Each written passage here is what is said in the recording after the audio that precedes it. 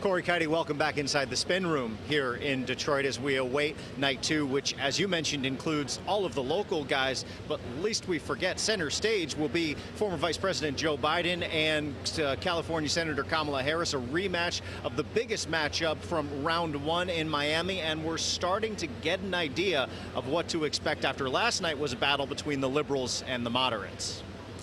I don't understand why anybody goes to all the trouble of running for president of the United States just to talk about what we really can't do and shouldn't fight for.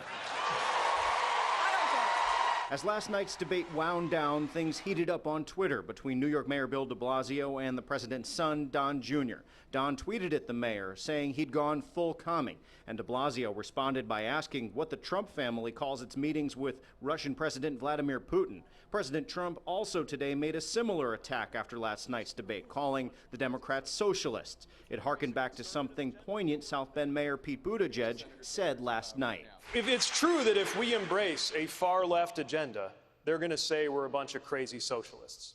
If we embrace a conservative agenda, you know what they're going to do? They're going to say we're a bunch of crazy socialists. So let's just stand up for the right policy, go out there and defend it. As for if we'll see this moderate versus progressive theme continue tonight, don't necessarily count on it. Senator Gillibrand has already said overnight that she was frustrated that reproductive health and women's rights issues were not brought up last night, and she intends to bring them up. And Senator Booker has been taking steady shots at Vice President Biden on issues of race and criminal justice, along the lines of what we saw from Senator Harris during the debate in Miami.